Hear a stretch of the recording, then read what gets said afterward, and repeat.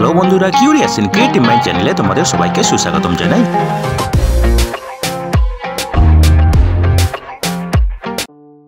Hello বন্ধুরা, তোমরা সবাই কেমন আছো? আশা করি তোমরা সবাই ভালো আছো। তো আমরা আজকের এই ভিডিওতে আরও একটি নতুন নিয়োগের খবর নিয়ে চলে এলাম আমাদের ছোট্ট ইউটিউব চ্যানেলে। তো বন্ধুরা, এই নিয়োগের সমস্ত খুঁটিনাটি তোমাদের দেখাবো, বলবো, তোমরা দেখতে থাকো যাতে তোমরা কোনো কিছু মিস না করো। তো বন্ধুরা, এই নিয়োগ বিজ্ঞপ্তিটি বেরিয়েছে আর্মড ফোর্সেস মেডিকেল সার্ভিসেস পক্ষ থেকে এবং এখানে বিএসসি নার্সিং কোর্সে নেওয়া হবে যারা 2024-এ নিট কোয়ালিফাই করেছে, ঠিক আছে, যেটা ন্যাশনাল টেস্টিং এজেন্সি দ্বারা পরিচালিত হয়েছিল, ঠিক আছে। এবং এখানে কেবলমাত্র মহিলারাই আবেদন করতে পারবে। তো দেখো, এখানে ফাইনাল মেরিট লিস্ট তৈরি করা হবে। তোমরা নিট 2024-এ যা স্কোর করেছো, তারপরে computer based test of general intelligence, general English, টিও, জিআইজিই, সাইকোলজিক্যাল অ্যাসেসমেন্ট এবং ইন্টারভিউ, এইসবের উপর ভিত্তি করে এবং মেডিকেল ফিটনেস এইসবের উপর ভিত্তি করে এবং ভ্যাকেন্সি অ্যাট ইচ কলেজ, ঠিক আছে। তো অবশ্যই যারা এখানে আবেদন করতে চাও এই এএফএমএস ইনস্টিটিউশনে, সেখানে সবাইকে নিট কোয়ালিফাই করে থাকতে হবে এবং www.joinindianarmy.nic.in এই ওয়েবসাইটে রেজিস্টার এবং অ্যাপ্লাই করতে হবে, ঠিক আছে। এবং এখানে তোমাদেরকে স্ক্রিনিং প্রসেসে আসতে হবে best hospital, Delhi cantonment on the given date if shortlisted to attend the same, ঠিক আছে। তো দেখো, এখানে এলিজিবিলিটি কন্ডিশন আগেই বলেছি, এখানে কেবলমাত্র মহিলারা আবেদন করতে পারবে, যারা আনম্যারিড, ডিভোর্সড এবং লিগালি সেপারেটেড, বিধবা, উইদাউট এনকামব্রেন্সেস, ঠিক আছে। অবশ্যই ভারতের নাগরিক হতে হবে, ডেট অফ বার্থ হতে হবে 1 অক্টোবর 1999 থেকে 30 সেপ্টেম্বর 2007-এর মধ্যে, ঠিক আছে। এবার দেখো কী কী এডুকেশনাল যোগ্যতা লাগবে। ক্যান্ডিডেটকে প্রথম অ্যাটেম্পটে পাস করে থাকতে হবে উচ্চ মাধ্যমিক অথবা সমতুল্য কোনো পরীক্ষা, ঠিক আছে। এবং তার সঙ্গে থাকতে হবে ফিজিক্স, কেমিস্ট্রি, বায়োলজি অথবা বোটানি, জুলজি এবং ইংরেজি এই কম্বিনেশনে থাকতে হবে এবং এগ্রিগেটে 50% মার্ক পেতে হবে রেগুলার স্টুডেন্টের, ঠিক আছে। তো দেখো, medical fitness for admission to BSc nursing, এটা মেডিকেল বোর্ড ডিসাইড করবে, ঠিক আছে। এখানে মহিলাদের ক্ষেত্রে উচ্চতা হতে হবে 152 সেন্টিমিটার, ঠিক আছে। যারা নর্থ হিল এবং নর্থ ইস্টার্ন স্টেট থেকে অ্যাপ্লাই করবে তাদের ক্ষেত্রে এটা 147 সেন্টিমিটার হতে হবে উচ্চতা, ঠিক আছে, ঠিক আছে। এবং মিনিমাম 18 বছর বয়স হতে হবে at the time of examination, ঠিক আছে। যারা এসসি এসটি ক্যাটাগরিতে আবেদন করবে তাদের ক্ষেত্রে তাদের certificate first class magistrate, তহসিলদার, sub divisional অফিসারের কাছ থেকে নিতে হবে, ঠিক আছে। যারা এনসিসি সি ক্যাটাগরিতে আবেদন করবে তাদের এনসিসি সি সার্টিফিকেট আপলোড করতে হবে, ঠিক আছে। এবং দেখো, যাদেরকে শর্ট লিস্টিং করা হবে তাদের নাম www.joinindianarmy.nic.in এই ওয়েবসাইটে দিয়ে দেওয়া হবে, ঠিক আছে। যাদেরকে শর্ট লিস্টেড করা হবে তাদেরকে কম্পিউটার বেসড টেস্টের ক্ষেত্রে এবং সাইকোলজিক্যাল অ্যাসেসমেন্ট, ইন্টারভিউ এবং মেডিকেল পরীক্ষার জন্য অ্যাপিয়ার হতে হবে বেস্ট হসপিটাল, দিল্লি ক্যান্টনমেন্টে, ঠিক আছে। এবং তোমরা তোমাদের অ্যাডমিট কার্ড এই ওয়েবসাইট থেকে ডাউনলোড করতে পারবে, ঠিক আছে।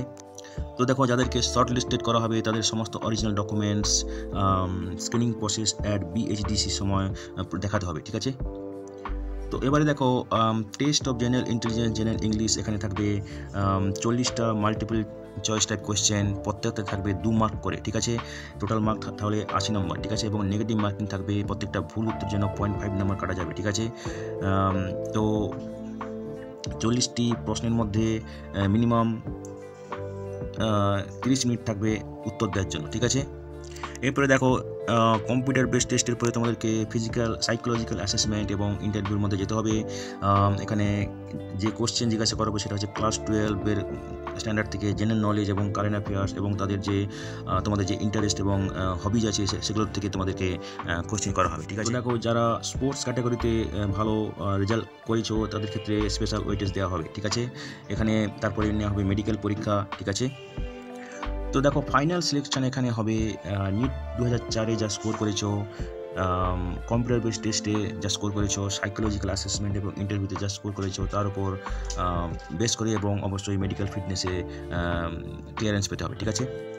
তো দেখো, পুনেতে মহারাষ্ট্র ইউনিভার্সিটি অফ হেলথ সায়েন্সেসে 40 জনকে নেওয়া হবে, কলকাতাতে West Bengal university of health সায়েন্সে 30 জনকে নেওয়া হবে, মুম্বাইতে মহারাষ্ট্র ইউনিভার্সিটি অফ হেলথ সায়েন্সে 40 জনকে নেওয়া হবে, নতুন দিল্লিতে দিল্লি ইউনিভার্সিটিতে 30 জনকে নেওয়া হবে, লখনৌতে অটল বিহারী বাজপেয়ী মেডিকেল ইউনিভার্সিটিতে 40 জনকে নেওয়া হবে, ঠিক আছে। এবং ব্যাঙ্গালোরে Rajiv Gandhi university of health সায়েন্সে নেওয়া হবে 40 জনকে, ঠিক আছে। তো টোটাল 220 জনকে নেওয়া হবে, ঠিক আছে। তো দেখো, এখানে যাদেরকে অফার করা হবে অ্যাডমিশনের জন্য অবশ্যই তাদেরকে একটা এগ্রিমেন্ট বন্ডে সই করতে হবে যে তারা আর্মড ফোর্স, মেডিকেল সার্ভিসেসে, নার্সিং সার্ভিসেসে তাদেরকে কাজ করতে হবে, ঠিক আছে। এবং ট্রেনিংয়ের সময় তাদেরকে free ration, accommodation, uniform allowance, monthly stipend এইসবগুলো দেওয়া হবে, ঠিক আছে। এবং এখানে তোমাদেরকে মিলিটারি নার্সিং সার্ভিসেসে জয়েন করতে হবে ট্রেনিংয়ের পরে, ঠিক আছে। তো ট্রেনিংয়ের পরে মিলিটারি নার্সিং সার্ভিসেসে জয়েন করতে হবে, কাজ করতে হবে এবং সেখানে অবশ্যই ভালো বেতন পাবে এবং অন্যান্য যে সুযোগ সুবিধা বেনিফিট সেগুলো অবশ্যই পাবে, ঠিক আছে।